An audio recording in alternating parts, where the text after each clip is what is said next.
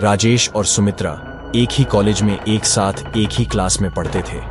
राजेश अपने पिता की तरह राजनीति में बेहद रुचि रखता था और कॉलेज में छात्र नेता में सबसे प्रबल नाम था। उसके पिता देश के केंद्र सरकार के मंत्रिमंडल में उच्च स्थान रखते थे।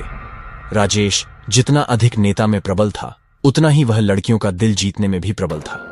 उसकी छवि पूरे कॉलेज में बेहद उत्तीर्ण पद पर रही। वह पढ़ाई के साथ साथ खेल में भी अव्वल था। जब भी किसी भी शख्स को कॉलेज में किसी भी मुसीबत का सामना करना पड़ता, तो उसका हल मात्र राजेश के पास होता था। राजेश का दिल नेतागिरी के अलावा किसी अन्य पर भी केंद्रित रहता था। उस केंद्र का नाम सुमित्रा था। सुमित्रा बला की खूबसूरत थी। वह अंग्रेजी डिक्शनरी ओढ़े सुमित्रा प्रेम की एक अलग प्रस्तुति पेश करती थी, जो बेहद प्यारी थी। सुमित्रा मन ही मन राजेश को चाहती थी, लेकिन वह कह नहीं पाती थी, क्योंकि उसे यह डर था कि कहीं राजेश मना न कर दे। क्योंकि राजेश बेहद अमीर घर से ताल्लुकात रखता था, तो वहीं सुमित्रा एक सामान्य परिवार की बेटी थी। एक दिन सुमित्रा कॉलेज से घर की ओर जा रही थी। रास्ते में उसे राजेश मिला। दोनों की नजरें एक दूसरे को देखने लगी, जैसे कई जन्मों की बात कर रहे हों। फिर कुछ मिनटों के बाद दोनों ने एक दूसरे से नजर हटाई और नीचे की ओर झुकाई। राजेश बाइक पर अलग दिशा में निकल गया, तो वहीं सुमित्रा अलग दिशा में। दोनों एक दूसरे से काफी दूर हो गए थे। तभी सुमित्रा को कुछ लोग छेड़ने लगे, जो कॉलेज के ही थे।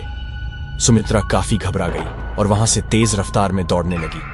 राजेश को अचानक से सुमित्रा के पास कोई काम याद आ गया। वह मुड़ा और अपनी बाइक की तेजी से सुमित्रा की तरफ दौड़ा, लेकिन वह अचंभित रह गया जब उसने देखा कि सुमित्रा वहां मौजूद नहीं थी। राजेश को वहां कुछ लड़के दिखे। राजेश को उन्हें देखकर यह आभास हो गया था कि जरूर सुमित्रा के साथ कुछ हरकत कर रहे होंगे। वह वहीं रुका रहा और उसने उन लड़कों से बात करके उन सभी को वहां से भेज दिया। कॉलेज के सब लड़के राजेश से डरते थे, क्योंकि वह किसी के साथ भी अन्याय सहन नहीं कर सकता था। जैसे ही वह गए, राजेश ने सुमित्रा को ढूंढने की कोशिश की, लेकिन वह काफी देर तक नहीं मिली।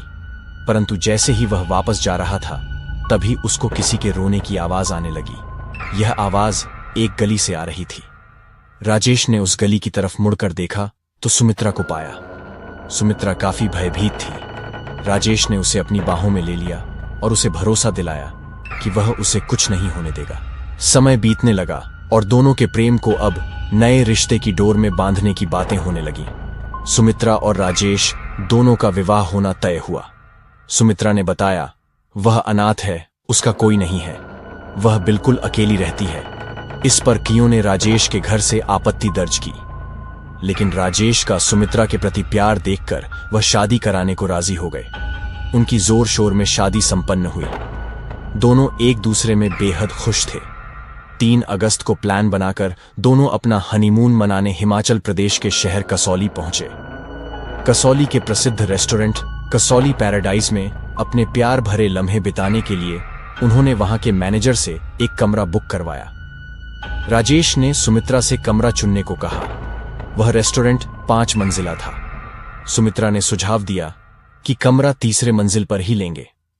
ऐसा उसने इसीलिए कहा था क्योंकि रेस्टोरेंट के तीसरे मंजिल से पहाड़ों का बेहद मनमोहक दृश्य नजर आता था। इसी कारण तीसरी मंजिल के कमरे महंगे भी होते थे और जल्दी फुल भी हो जाते थे। मैनेजर ने उन्हें 304 नंबर की चाबी दी और वेटर को बुलाया ताकि वह सामान लेकर जा सके, लेकिन चाबी चाहिए। मैनेजर ने उन्हें मना किया और कहा कि वह कमरा अभी रेनोवेशन होना है, लेकिन सुमित्रा बार बार वही कमरा खुलवाने के लिए बोलती रही। राजेश ने भी सुमित्रा के प्यार में उसकी जिद को पूरी करने के लिए मैनेजर से गुहार लगाई। शुरू में तो मैनेजर नहीं माना, लेकिन अंत में उसे भी मानना पड़ा, क्योंकि राजेश ने ज्यादा धन लाभ देने का वायदा किया था। दोनों कमरे में एक दूसरे को निहार रहे थे, साथ ही साथ पहाड़ों को भी, जो कसौली की खूबसूरती को बखूबी दर्शा रहे थे। जैसे ही दोनों एक दूसरे के प्यार में डूब रहे थे और सारी हदें पार करने की ओर बढ़ रहे थे, तभी एक अजीब सी आवाज ने दस्तक दी। राजेश ने पहले कमरे के हर एक कोने में देखा कि कहीं कोई खिड़की खुली न रह गई हो। वह उठा, लेकिन कोई भी खिड़की नहीं खुली थी। पर फिर भी उसे किसी के चलने की आवाज पूरे कमरे में सुनाई दे रही थी। वह डर के मारे बेड पर मुड़कर देखने लगा, लेकिन वह देखकर अचंभित रह गया। वहां सुमित्रा मौजूद नहीं थी। वह डर की सीमा को लांघ चुका था। पूरे कमरे में वह अब सुमित्रा सुमित्रा चिल्लाने लगा। कमरे के बाहर जाने की कोशिश की, लेकिन कमरा मानो किसी ने बाहर से बंद कर दिया हो। यह पहली बार था कि राजेश डर के मारे रोने लगा था। अचानक से राजेश को उस कमरे के बाथरूम से पानी चलने की आवाज आती है। वह दौड़ते हुए बाथरूम की तरफ पहुंचा।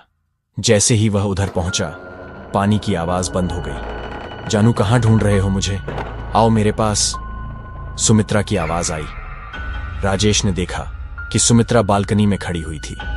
जैसे ही राजेश डर के मारे उससे लिपटने के लिए बढ़ा, सुमित्रा एकदम से गायब हो गई और राजेश पहाड़ से नीचे गिर गया।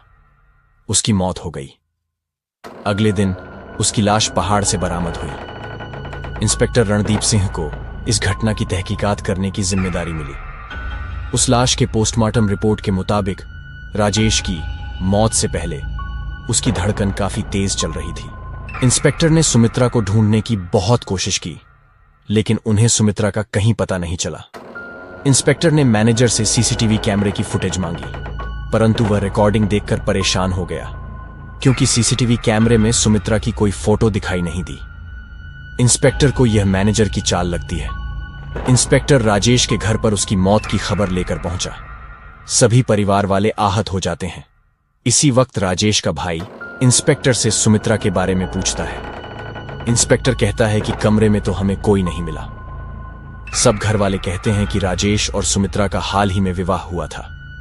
इंस्पेक्टर ने उन्हें सुमित्रा के परिजनों को फोन करने को कहा। इंस्पेक्टर को फिर पता चला कि सुमित्रा का तो कोई है ही नहीं। वह कॉलेज में भी पता करने गया तो पता चला कि कॉलेज में सुमित्रा नाम की किसी लड़की ने कभी एडमिशन लिया ही नहीं था। वह वाकई में एक भूत था।